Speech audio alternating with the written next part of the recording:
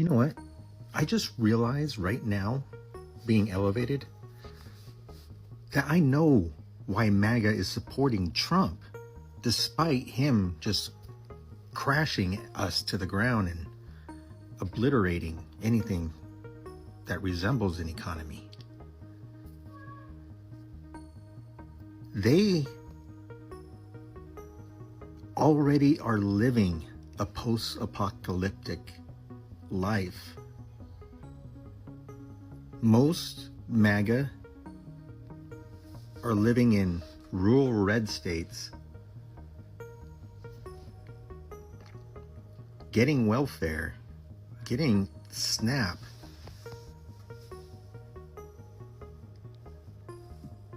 but they're already living in a post-apocalyptic atmosphere that they don't care if everything crumbles to the ground as long as they get to build up when the country does again.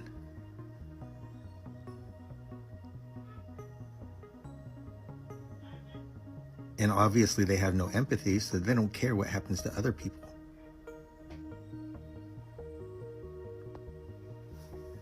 Anyways, that's my theory. Breaking fucking news.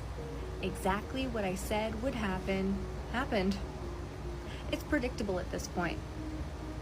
I made a video the other day and I said that ICE is now busting into people's homes. The memo was leaked that they are just going ahead, raiding straight into homes. And that's what happened. They raided a home in Oklahoma City. Everyone inside that home is a US citizen, was screaming during the raid, "We're US citizens, what are you doing?" They didn't listen. They detained them all. They cuffed them. They took their phones, their laptops. They terrorized them. Again, all while they're screaming, "What are you doing? We are US citizens." All of this happening in front of children, scarring children. And wouldn't you know, they're US citizens. They were at a house that didn't have anyone that they were trying to arrest. The people they wanted to arrest, they don't live there. They didn't do their fucking research. And they are so lucky that they weren't met with the same force that they used to get inside that home. It's exactly what I said would happen.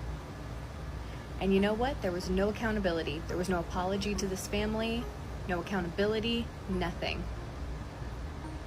Nothing. And here's a news article, because I know you all want to have a news source. The family is remaining anonymous, and as they should. They are probably scarred for their life. And this just goes to show what happens when you have unchecked power. We have idiots running this country. They cannot even go to the right fucking house. And something bad's gonna happen. Something bad's gonna happen. And I called it. I said, this isn't gonna end well. It's been, what, 2 days since I made that video, and look where we are. Look where we are. So Amazon is adding on the tariff, showing you the cost plus the tariff that you have to pay. And the White House is calling that a hostile act. Yes, Amazon telling you the truth that you're going to pay the tariff out of your own pocket, that's how this all works.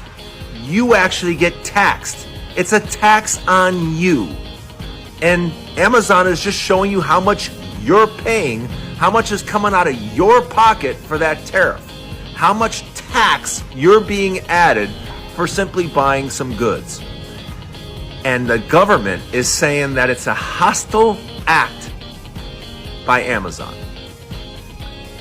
Since when is telling the truth a hostile act? The hostile act is the president pretending that this isn't the way it is. Just because you want to continually deny it and pretend that China is somehow paying for this, the public's not buying it. We know the truth. Tariffs are a tax on us. That's called a fact. Like and follow for more. Listen up, Americans, non-MAGA Americans, that is. We care about your plight, your stories, the jobs that are being lost, the businesses that are being blown because of tariffs, the threat to daily existence from this administration's aggressive crackdown on so many citizens in so many ways. So we've been thinking about what to do about it. And we've got a new project at the Bylines Network, and that is to get more articles actually from Americans into our network. So the Bylines Network is 10 publications, citizen journalism publications in the UK, and we've been inviting more and more Americans to write articles about the States, about the disruption of the States, giving them empowerment and giving them voice. And we've also now collected those articles into a page, a Bylines from America page. That's the new project. Effectively letters from America, which we outside of the US, so free from any media control or clampdown that may come along, so published in the UK, we're taking those letters from America, and we're interested in your voices and supporting your communities, building power, and then linking your communities resisting Trump with our own readerships in the UK, across Europe, connecting that all through. So that's what we're doing at the moment. I'm putting the link in the description here. It's bylinesnetwork.co.uk/bylines-from-America. And we've got stories there. There's a blurb about why we're doing this project and how important it is when, if you've got mainstream media in the US that cannot or will not capture the scale of the disruption to people's lives and livelihoods, then somewhere, somehow you need to archive it. And social media doesn't archive these things properly, but proper journalistic articles do. Written by you, helped by us and our editorial team, in press regulated, proper articles recognized as such. So that's what we're building up. Please go and check out the page, check out the writers. Yes, we will take new writers and new articles, particularly if they are stories of impact and destruction from the Trump and Musk policies. You know, the personal impact stories that otherwise wouldn't be captured. We're interested in those.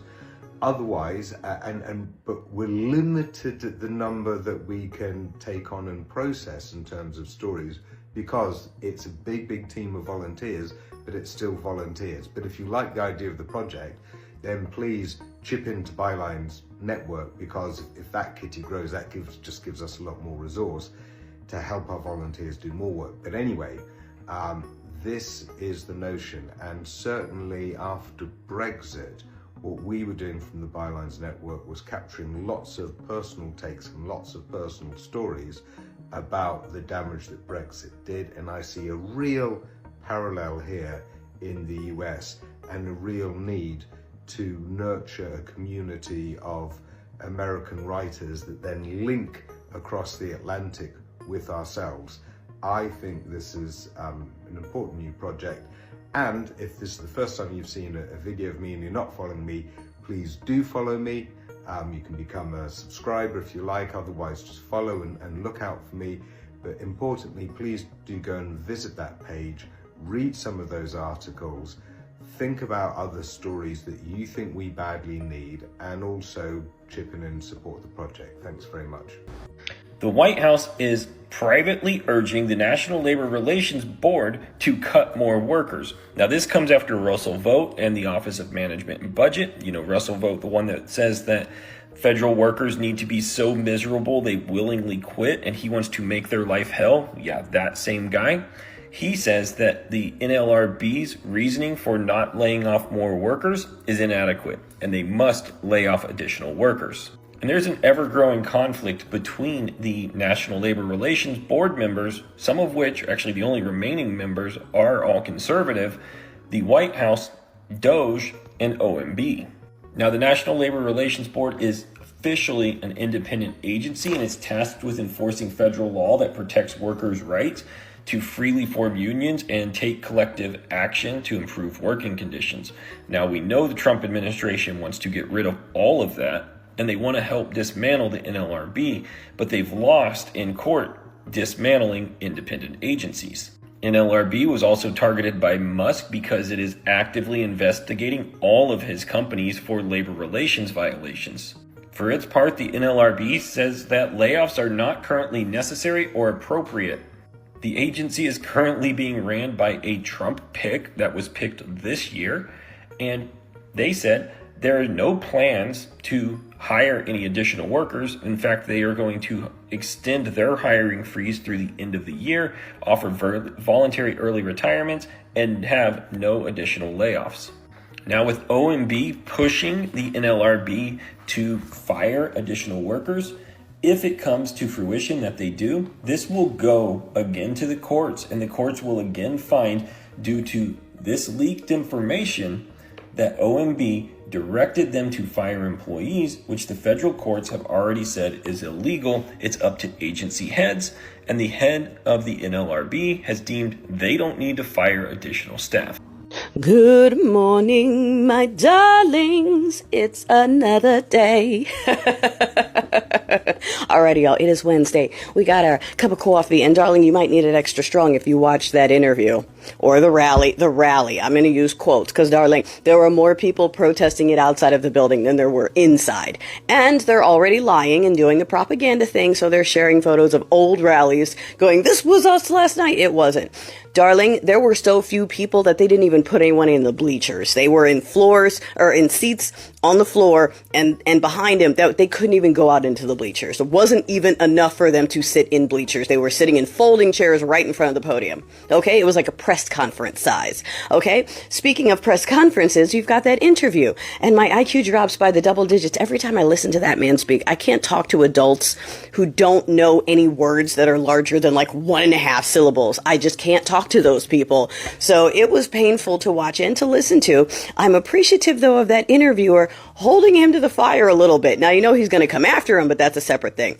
So held him accountable for a handful of things, called him out on some stuff. And if you've ever dealt with a narcissist, it was traumatizing watching it because you're looking at a narcissist do the thing that they do when you catch them in a lie, which is they look at you extra sternly and they repeat the same lie again and again to show you that they mean business. Oh, tourism is up. It's doing great. Yeah, it is. Yeah, it is. Gas is down. Groceries down. Everything's great. Everybody's happy. Everything's amazing. Jobs are up. Tourism is up. Everything's up, everything, like just lying, just straight lying. And the swallowers just eat it up. And the dude's like, actually, no. Yeah, it is. Wait till you see the numbers. We don't need to. We can look with our eyes. No, it's great. It's great now. It's great right now. Stop saying that. Stop saying that. Well, yeah, he had MS-13 on his knuckles. Didn't you see it? Like, that was obviously superimposed. No, it wasn't. He obviously okay. And the swallowers are over there, glug, glug, glug. They woke up this morning. And the first thing out of his mouth on his toilet twat of the day was, if the economy's bad right now, don't forget that Joe Biden was president until the 19th. I didn't take over until January 20th. Bitch, it's almost May. It is almost May. You're trying to tell me that Joe Biden crashed the economy with the 3 weeks that he was a lame duck president, but it didn't show up until now?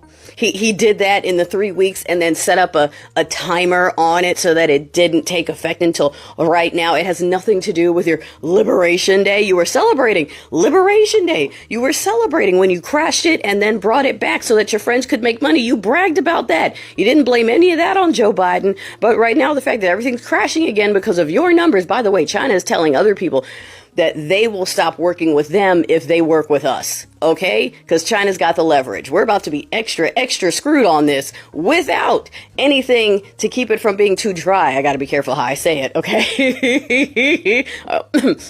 I almost said it the way I wanted to say it. And they're up there talking about winning, and this is Joe Biden's fault because this is his budget still. So this is his fault, and this is his economy, and this has nothing to do with tariffs. Tariffs are companies are moving their factories here, and tourism is up, and prices are down, and just straight lies. Just straight lies. And the swallowers are going to go outside, and they're going to look at the empty everything, and they're going to get it in front of their cameras and go, yep, daddy's right. I just went and saw for myself. It's full shelves. It'll be bone empty. It doesn't matter. That's why it's a culture. That's why it's a culture. They will not believe what their own eyes see. They're going to believe what Daddy told them to swallow. And Daddy said everything's great. Everything bad is because of Joe Biden. Because that's meritocracy, ladies and gentlemen. They got rid of the DEI, and funny, when they got rid of the DEI is when all the problems started happening. It's almost like all the qualified people were there on the DEI. But they keep blaming. Can you imagine what it must be like to be in a body like mine and to know that every time one of these people fucks something up, they look around the room for someone who looks like me to go, it was her. She exists in this company, so it must be her fault somehow. Somehow, must be. Okay, we had a black president years ago. Somehow, the planes falling out of the sky in 2025 is because of the guy that was in the office almost 20 years ago. That's how. Okay, they set off a time release so that it happened now, because they knew it was going to be me. Like, y'all gotta...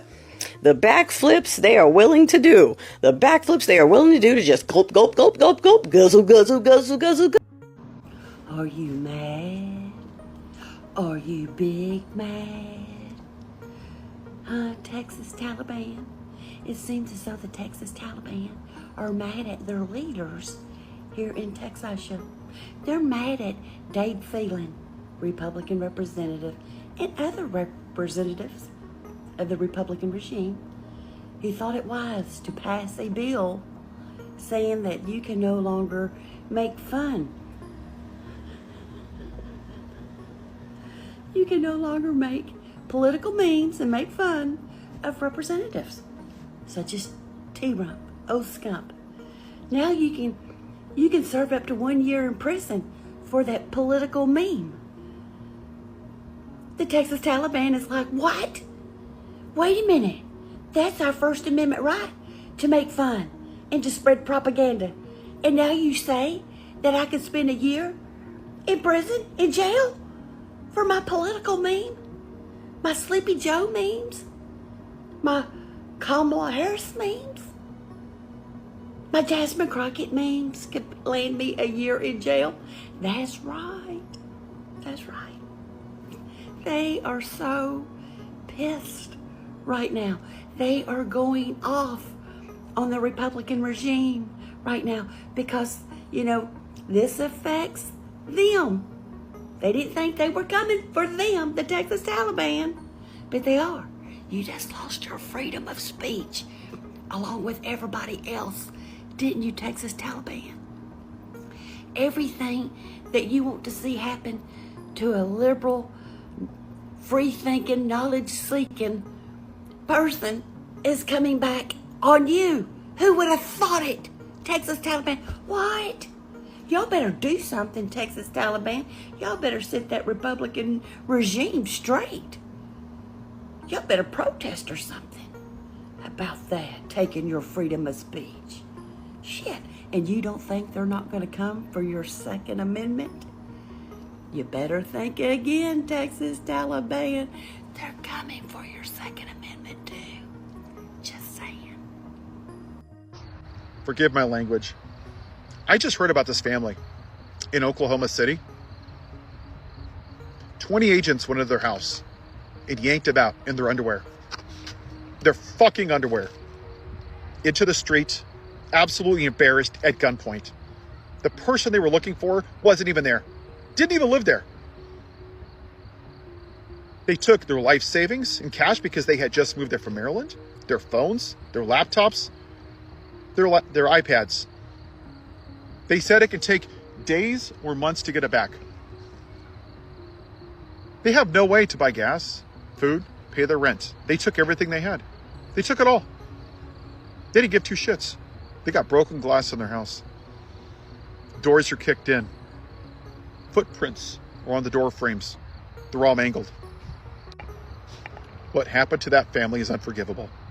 So for you people that still don't get it, can't we just find common ground? I don't understand why we all can't just get together and sing Kumbaya. Fuck you.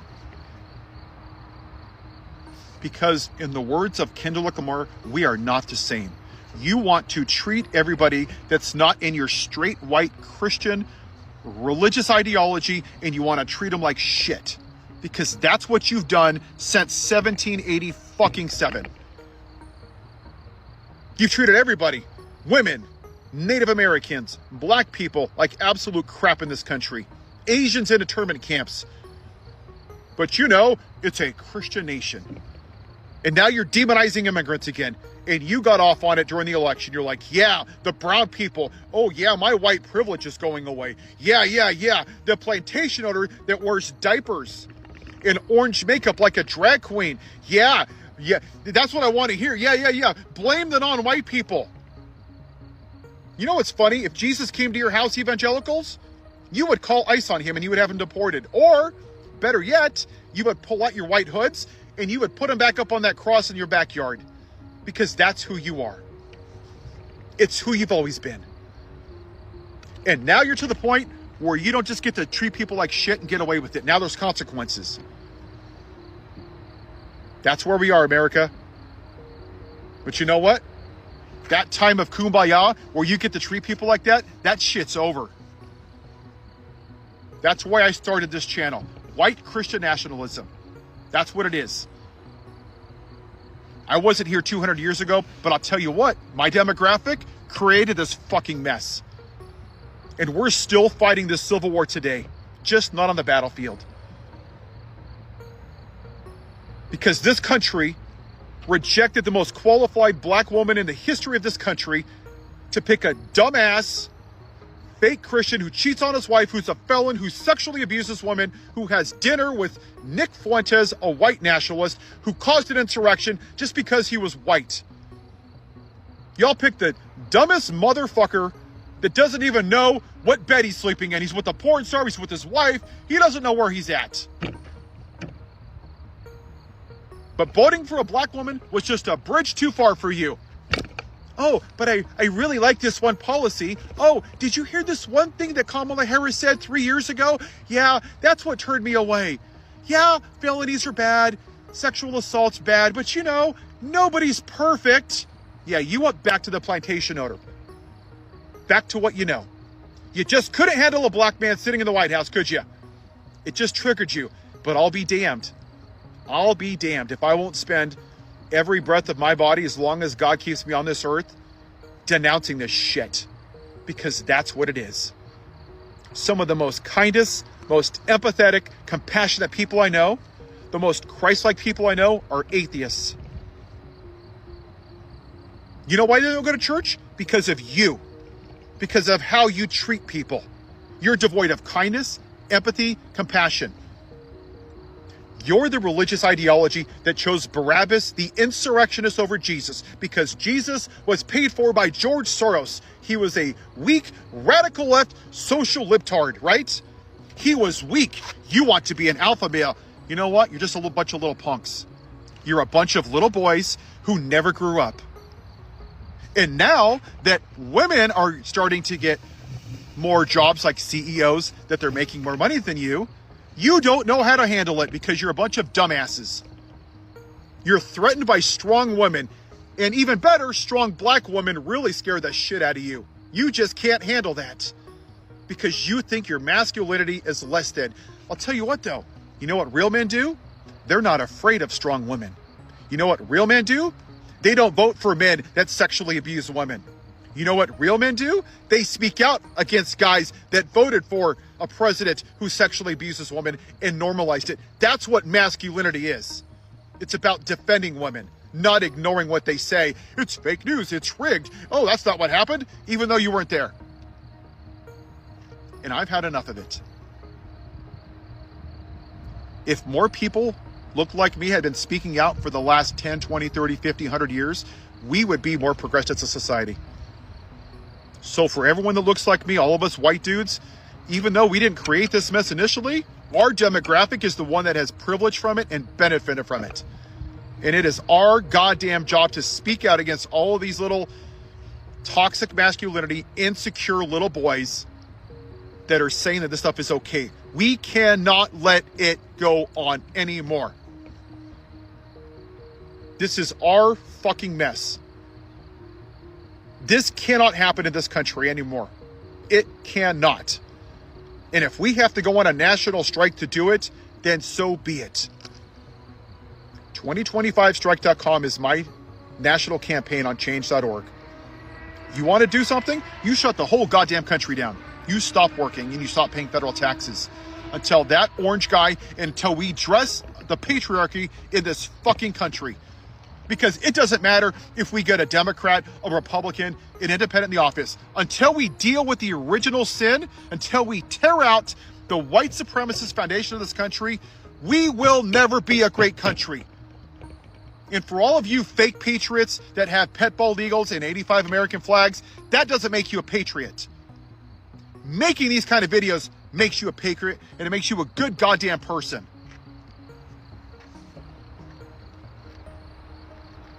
Take 5 seconds and think about what that flag means to somebody else that's black or Asian or a woman or an immigrant or a Muslim that's been demonized and it's been mistreated because of the American exceptionalism in that flag. It has never been great for everybody except for people that look like me. You may not like that. I don't give a shit. But those are the facts.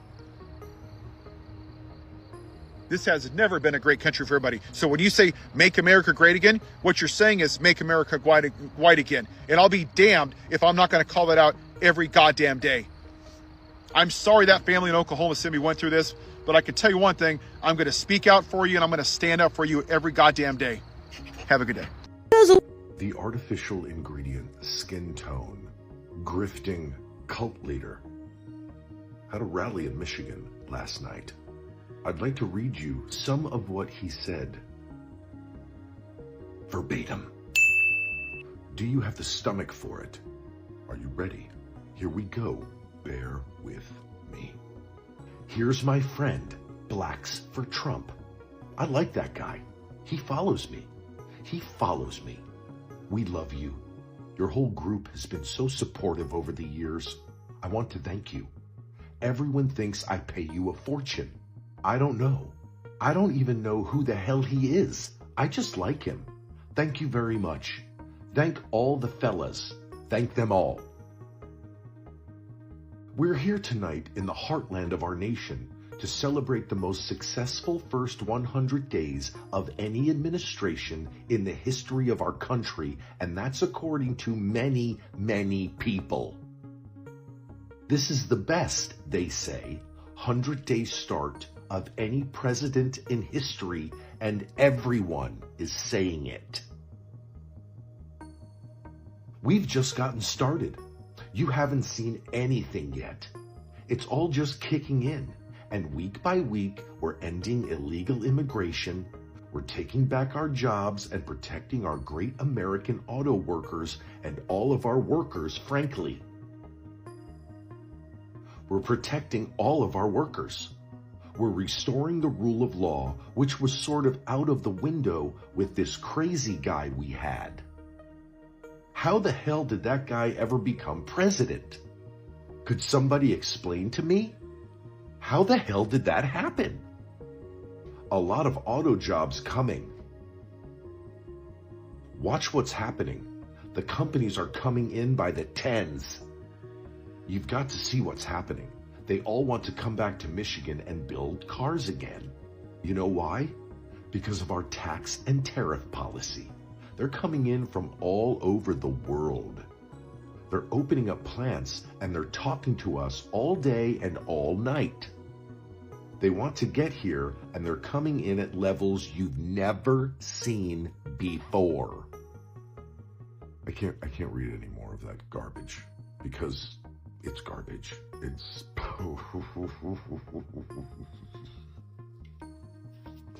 I can't read anymore. That's the end of the video. Bye.